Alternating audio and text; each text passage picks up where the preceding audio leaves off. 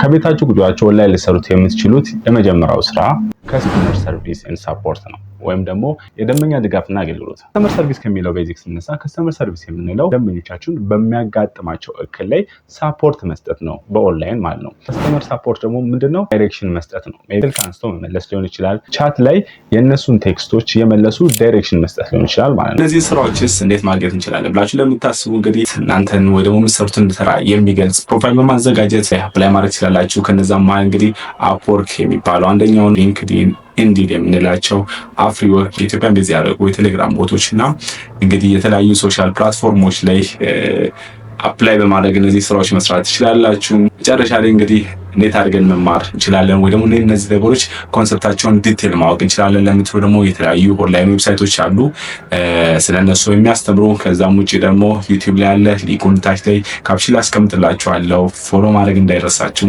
ሰላም ዋሉልኝ።